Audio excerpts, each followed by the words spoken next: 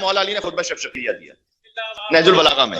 نہج البلاغہ میرے اپنے گھر کی کتاب نہیں ہے، میں شیعوں سے مخاطب ہوں، کسی اور سے بات نہیں کر رہا ہوں. اسی نہج البلاغہ میں میرے مولا نے خطبہ شفشقیہ دیا کچھ لوگوں کے بارے میں، نہج البلاغہ کے معروف ترین خطبات میں سے. اچھا ویسے جو نہج البلاغہ ہے نا، اسے آپ خطبہ شفشقیہ کے علاوہ پڑھیے تو اس کا مذہب پتہ نہیں چلے گا اتنی آسانی سے. سید رضی نے خاص خطبہ شفشقیہ کو شامل کیا تاکہ پتہ چلے کہ کس مذہب کی کتاب ہے یہ. خطبہ شفشقیہ جو ہے نا، وہ دیکھیں مولا کائنات کے کیا فقط یہی خطبات ہیں جو نہج البلاغہ میں ہے، بس کمپلیٹ، اس کے علاوہ کچھ نہ. کتنی مستدرکات نہج البلاغہ لکھی گئی ہیں. نہج البلاغہ کے آگے کمپلیشنز، ایک جملہ کہہ رہا ہوں، نہج البلاغہ میں مولا علی کے پورے خطبات نہیں ہیں، جملہ عرض کر رہا ہوں. نہج البلاغہ بحر علی کا نام نہیں ہے، کشکول رضی کا نام ہے. نہج البلاغہ مولا علی کے علم کا نام نہیں ہے. نہج البلاغہ اس کشکول کا نام ہے کہ جو بھیک مانگ لی سید رضی نے علی سے. بات پہنچ رہی؟ اچھا اس خطبے کا کون نام ہے؟ خطبہ مقمصہ. ایک تو خطبہ شفشقیہ ہے، ایک ہے خطبہ مقمصہ. مقمصہ کہتے ہیں قمیص سے، کیونکہ مولا نے اس میں قمیص سے خلافت کا ذکر کیا جو کسی نے پہن لی تھی. یا آئے گا پہلے ہی جملے میں آئے گا، مولانا کا قمیص سے خلافت کسی نے پہن لی تھی. اس لفظ سے مقمصہ بھی کہتے ہیں، شفشقیہ بھی کہتے ہیں. شفشقیہ کہتے ہیں کہ عاطف فشاں، محاورتاً ترجمہ ہے. شفشقیہ ہر زبان کے کچھ محاورے ہوتے ہیں، اردو میں اس کو لے کر عاطف فشاں، اس لیے کہ وہ کیوں خطبہ شفشقیہ لفظ کیوں آیا میرے مولا کی زبان پر، وہ آخر میں سناتا ہوں. اچھا اس پر سب سے بڑا اعتراض یہی ہے علماء اہل سنت کا، تو علی کا خطبہ ہی نہیں ہے. مان لیں گے تو پھر تو بات ہی ختم ہو گئی. اگر مان لیں گے تو پھر کیا آپ کا مذہب ہوا کہ جو چوتھے ہیں وہ پہلے تین پہ تنقید کر رہے ہیں؟ کیا یہی مذہب ہو جائے گا نا؟ تو وہ کہتے ہیں جبکہ علامہ امینی نے اس کے 28 حوالے لکھے ہیں جو سید رضی کے علاوہ ہیں. سید رضی نے تو نہج البلاغہ میں لکھا ہے نا، علامہ امینی نے اپنی کتاب میں 28 حوالے 28 اسناد کے ساتھ لکھا جو سید رضی کے علاوہ ہیں. سید رضی کی جو ولادت ہے وہ 359 ہجری ہے، اور ان کی دنیا میں آمد سے پہلے کی کتابوں میں یہ خطبہ موجود ہے. یہ بات کافی ہے. اچھا خطبہ دیا کہاں تھا میرے مولا نے؟ شیخ مفید نے لکھا ہے کہ یہ خطبہ میرے مولا نے دیا تھا مسجد کوفہ کے صحن میں، جیسے رحبہ کہتے ہیں.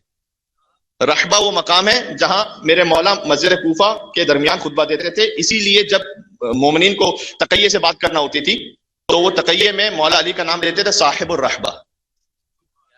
رحبہ کے خطبہ دینے والا علی. تو میرے مولا نے وہاں مسجد کوفہ میں خطبہ دیا. اچھا یہ دیا کب ہے؟ یہ جنگ نہروان کے بعد ہے، اس لیے کہ اس میں جنگ نہروان کا بھی ذکر موجود ہے. یعنی مولا کائنات کی زندگی کا آخری سال ہے، اس میں میرے مولا نے خطبہ دیا. اور بس ایک دلیل اور بھی ہے، سید رضی نے اپنی شاعری بھی کی ہوئی ہے. اگر سید رضی کا اپنا کلام ہے تو ملا کر دیکھ لیجیے. جو لفظ شناس ہوتے ہیں نا وہ سمجھ لیتے ہیں. بات واضح ہو رہی ہے؟ یعنی مطلب خود ہی کو کر بلند اتنا کہ ہر تقدیر سے پہلے خدا بندے سے خود پوچھے بتا تیری رضا کیا ہے. یہ غالب کا شعر ہو ہی نہیں سکتا یہ، کیونکہ غالب کا یہ مزاج نہیں ہے، یہ اقبال کا شعر ہے. لفظ بتلا رہے ہیں کہ اقبال کا شعر ہے. ہزاروں خواہش ایسی کہ ہر خواہش پہ دم نکلے، بہت نکلے میرے ارما لیکن پھر بھی کم نکلے. یہ محسن نقوی کا شعر نہیں ہو سکتا، یہ غالب کا شعر ہے، اس لیے کہ محسن نقوی کا یہ مزاج نہیں ہے.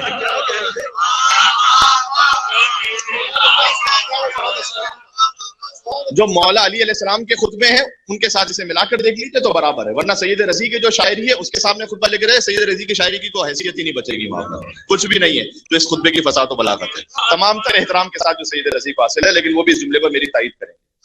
اچھا تیسرا، باتیں بہت ہیں، وقت بہت کم رہ گیا ہے. مولا کائنات نے کہا آگاہ ہو جاؤ. تقریباً ہو سکتا میں 90-95% خطبہ سنا سکوں، کچھ بیچ میں سے اسکپ کروں گا. آگاہ ہو جاؤ، خدا کی قسم فلاں شخص نے. اچھا یہاں پر میں نے فلاں نہیں کہا، وہ مولا ہی نے فلاں کہا ہے، وہ اپنے شیعوں کے لیے کہا مولا نے. فلاں آگاہ ہو جاؤ خدا کی قسم، یہ مولا علی کہہ رہے ہیں. نہج البلاغہ کا تیسرا خطبہ ترجمہ سنا رہا ہوں اس کا. فلاں شخص خلافت کی قمیص کو کھینچ تان کر اس نے پہن لیا. یار سیلف ایکسپلینیٹری ہے، اس کو بتانے کی ضرورت ہی نہیں ہے.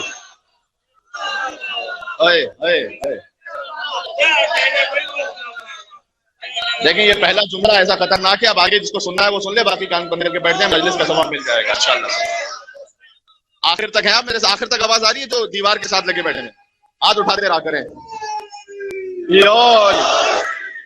تھوڑا تھوڑا ہاتھ اٹھاتے رہا کریں کیونکہ بہت دور تک ہیں آپ، اس لیے مجھے محسوس ہوتا رہے مائک کی وجہ سے کہ آپ تک میری آواز جا رہی ہے. یہ میں مائک کی وجہ سے کہہ رہا ہوں، ایسا نہ سمجھے کہ کوئی اپنی بڑائی، مائک کی وجہ سے کہہ رہا ہوں، سسٹم کی وجہ سے کہ آپ تک انشاءاللہ آواز آ رہی ہے. اچھا، فلاں شخص نے خلافت کی قمیض کو کھینچ تار کر پہن لیا. ہائے ہائے ہائے، اگلا جملہ پڑھ کے میں خود ہل گیا. حالانکہ اسے معلوم ہے کہ خلافت کے لیے میری حیثیت اس کیل کی سی ہے کہ جس کے گرد چکی گھوم رہی ہوتی ہے.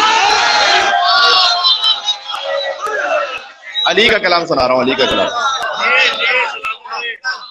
اچھا، یہاں پر کئی علماء نے یہ بھی لکھا ہے چونکہ مولا نے لفظ خلافت نہیں ضمیر استعمال ہوئی ہے نا، تو اس کا مطلب خلافت بھی ہو سکتا ہے اور اس سے بڑھ کر بھی ہو سکتا ہے.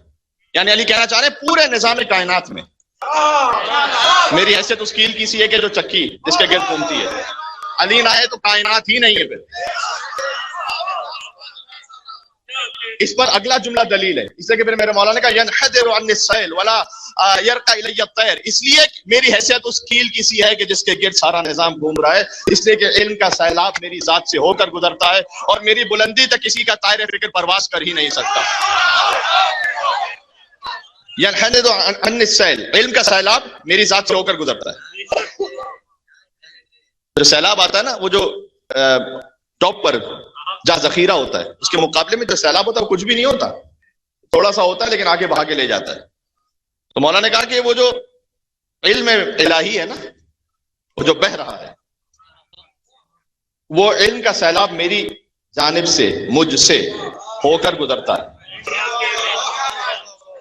ٹھیک ہے، ابھی وہ تو میں نے کھولا ہی نہیں، مولا علی یہ کہنا چاہ رہے ہیں جو اصل علم ہے وہ تو کھولا ہی نہیں میں نے تمہارے سامنے، یہ تو وہ ہے جو میں تمہیں دے رہا ہوں.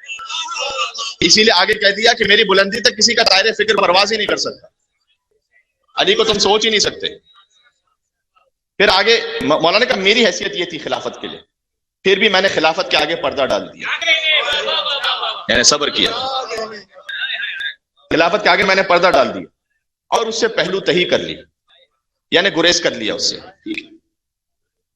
اور یہ سوچنا شروع کر دیا کیا مظلومیت علی کی کہ کٹے ہوئے ہاتھوں سے حملہ کر دوں یا اس بھیانک اندھیرے پر صبر کر لوں. تو میں نے دیکھا کہ ان حالات میں صبر ہی قرین عقل ہے، یعنی صبر کرنا میں نے مناسب سمجھا. اس عالم میں نے صبر کیا. وفی العین قضا، میری آنکھوں میں کانٹے تھے. وفی الحلق شجا، میرے حلق میں ہڈی تھی اور میں صبر کر رہا تھا. یہ خطبہ شقشقیہ ہے عزیزوں، کیا بلیغ مثال ہے. اگر حلق میں ایک روٹی کا بھی سخت حصہ پھنس جائے نا، ہم 2 سیکنڈ برداشت نہیں کر سکتے. علی کہہ رہے 25 سال میں نے ایسے صبر کیا کہ گویا میرے حلق میں ہڈی تھی. میں سیدہ کے قاتلوں کو اپنے سامنے دیکھ رہا تھا، میں غاصبین خلافت کو اپنے سامنے دیکھ رہا تھا، میری آنکھوں میں کانٹے تھے، حلق میں ہڈی تھی، میں نے صبر کیا، جبکہ میں جانتا ہوں کہ میری حیثیت خلافت کے لیے اس کیل کی سی ہے کہ جو چکی جس کے گرد گھومتی ہے. سبحان اللہ، یہ ہے علی ابن ابی طالب. سبحان اللہ. تو میں نے صبر کیا اور میں اپنی میراث کو لٹتے ہوئے دیکھ رہا تھا، یہاں تک کہ مولانا نے ترتیب بار اس میں بات کی ہے، خلافت اول پر، پھر دوم پر، پھر سیوم پر، یہاں تک کہ پہلے نے اپنا راستہ لے لیا، یعنی وہ دنیا سے چلا گیا اور خلافت کو اپنے بعد فلاں کے حوالے کر گیا. ٹھیک ہے، اور بے شک دونوں نے مل کر شدت سے اس کے تھنوں کو دھوہا ہے. یعنی یہ امیر المومنین کی مثال ہے. ذاتی منفعت کے لیے خلافت ان تھنوں سے دودھ حاصل ہونا چاہیے تھا جو امت کے لیے فائدہ مند ہو. انہوں نے شدت سے مل کر اس کے تھنوں کو دھوہا ہے. اور اب عالم یہ ہے کہ لغزشوں کی کثرت ہے اور معذرتوں کی بہتات ہے. اب تم یہاں تک پہنچ چکے ہو اور اب اس خلافت کی حیثیت کیفیت ایک سرکش اونٹنی جیسی ہے. اب کہ مہار کھینچو، یعنی اگر کنٹرول کرنے لگے تو ناک زخمی ہو جائے، یہ میرے مولا کہہ رہے ہیں، اور ڈھیل دے دو تو مزید ہلاکتیں ہو جائیں. کیا کریں؟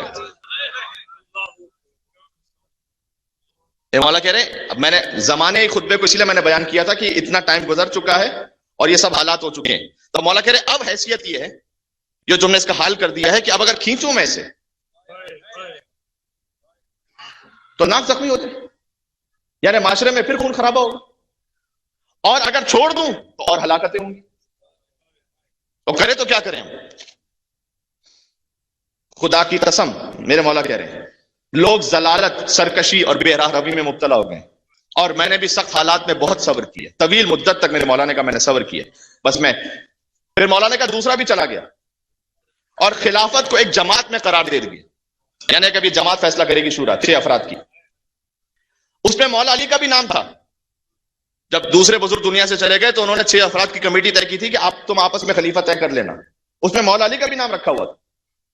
ٹھیک ہے, اس کی بھی مصلحتیں ہوتی ہیں کہ جو سخت ترین دشمن ہے اس کا نام بھی اس میں اس لیے دے دو کہ بعد میں سارا زمانہ ہی کنفیوز ہوتا رہے کہ وہ حقیقت کیا. اچھا, اس میں کون سے مولا نے تو ذکر نہیں کیا, لیکن مثلا مولا علی تھے, اس میں خلیفہ سیوم ہیں, عبد الرحمن ابن عوف ہیں, سعد ابن ابی وقاص ہے, طلحہ ہے, زبیر ہے. یہ 6 لوگ ہیں. مولا نے کہا کہ اس شورا کے نام سپرد کر کے چلا گیا, میرا نام بھی اس میں شامل کر کے. اے آپ کی توجہات. مولا نے کہا مجھ میں کون سا ایپ تھا کہ مجھے ان لوگوں سے ملا دیا تم نے. یہ جملہ ضائع کیا آپ نے. مجھ میں ایپ ہی کون سا تھا کہ مجھے تم نے ان لوگوں کے ساتھ ملایا. جی, اور میری فضیلت کے بارے میں شک ہی کب تھا کہ ان کی فہرست میں میرا نام شامل کر دیا. پھر بھی میں ان کے ساتھ چلتا رہا. بہت گنجائش ہے کہ یہاں پہ بات ہو سکے, لیکن میں وقت نہیں ہے. پھر بھی میں ان کے ساتھ چلتا رہا. لیکن ایک شخص نے اپنے کینے کی وجہ سے, اپنے بغض کی وجہ سے جو اسے مجھ سے تھا, وہ مجھ سے منحرف ہو گیا کہ کوئی خلیفہ بن جائے علی کو تو نہیں بننے دوں گا. یہ تیسری خلافت کی بات ہو رہی ہے. یہ کون ہے؟ یہ سعد ابن ابی وقاص ہے, اسی کا بیٹا عمر سعد ہے. سلسلے وار سلسلے دشمنی آپ کو سمجھ میں آ رہی ہے؟ جو علی کے دشمن تھے انہی کے بچے حسین کے دشمن تھے. پھر بھی کہتے ہو کہ شیر و شکر تھے, کوئی شرم نہیں آتی کسی کو بات کرتے ہوئے. سعد ابن ابی وقاص اور اس کی ماں جو ہے وہ بنی امیہ سے. تو مولانا اس کی طرف اشارہ کر کے کہا کہ یہ وہ شخص ہے کہ اس نے تو اس کے دل میں اتنا کینہ تھا میرے لیے, اس نے کہا علی کو تو میں نہیں بننے دوں گا. دوسرا دامادی کی طرف جھک گیا, عبد الرحمن ابن عوف. یہ داماد ہے خلیفہ سیوم کا, وہ اپنے ان کی جو بہن ہے اس کا یہ شوہر ہے. اور کچھ ناقابل ذکر اسباب بھی تھے. یہ میرے مولا نے کہا کچھ ایسے اسباب بھی تھے کہ جن کو میں مولا کہہ رہے ہیں کہ میں نہیں کہنا چاہتے ہیں, کہ جس کے نتیجے میں تیسرا شخص, اب یہ تیسری خلافت کی بات ہو رہی ہے, پیٹ پھولائے اٹھ کھڑا ہوا. کیونکہ اس زمانے میں فائنینشل سچویشنز کیا تھی اس طرف میرے مولا کا اشارہ ہے. اور اس کے ساتھ خاندان والے بھی کھڑے ہو گئے جو مال خدا کو ایسے ہضم کر رہے تھے جیسے اونٹ بہار کی گھاس کو چر لیتا ہے, ایسے کھا رہے تھے وہ. نکال دو نہج البلاغہ سے اس خطبے کو اگر نہیں ماننا تو. یہ نہج البلاغہ کہ وہ مال خدا کو ایسے غصب کر رہے تھے جیسے اونٹ کو بہار کی گھاس میں چھوڑ دیا جائے تو جیسے وہ چرتا ہے. یہ میرے مولا کہہ رہے ہیں نہج البلاغہ میں. اس کے بعد لیکن اس کی شکم پوری نے اسے منہ کے بل زمین پہ گرا دیا. اور جب وہ بھی گزر گیا تو لوگ میرے گرد بکریوں کے گلے کی طرح ڈھیر کا ڈھیر لگا کر کھڑے ہو گئے. اے علی اب آپ بن جائیے, سنبھال لیجئے. اب آئے علی کے پاس. ٹھیک ہے, اس شدت سے ہجوم تھا کہ حسن اور حسین کچلے جا رہے تھے لوگوں میں. یعنی اتنے لوگ بھیڑ بنا کر آ گئے تھے کہ علی اب آپ سنبھالیں. بسط تمہارے بسط اسرار میں نے خلافت قبول کر لی. آئے کیا کیا کہوں یہاں پر. علی نے جب خلافت قبول کی نا, پہلے تو علی نے کہا کہ تمہاری دیوی خلافت کی حیثیت, اس کرسی خلافت کی حیثیت علی کی نگاہ میں اس پھٹی ہوئی جوتی سے زیادہ ہے. سن لینا آخر تک جہاں جہاں تک مجمع موجود ہے. کیوں علی نے کہا تھا کہ اس پھٹی ہوئی جوتی سے زیادہ حقیر ہے؟ اس لیے کہ خلافت کی کرسی پر حق بھی آیا تھا, باطل بھی آیا تھا. اس جوتی میں سوائے حق کے قدم کے کوئی اور آیا ہی نہیں تھا.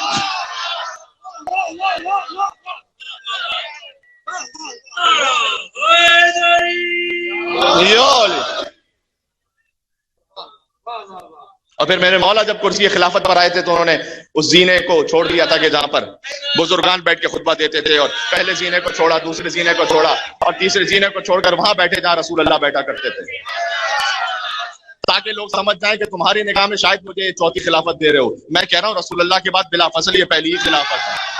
گنجائش بہت ہے بات کرنے کی, میں خطبہ مکمل کرنا چاہتا ہوں. میرے ساتھ آپ آخر تک ہیں میرے ساتھ انشاءاللہ.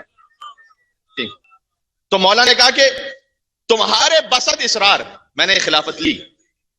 تو ایک گروہ بیعت توڑ کر نکل گیا, یہ جنگ جمل والوں کی طرف اشارہ ہے.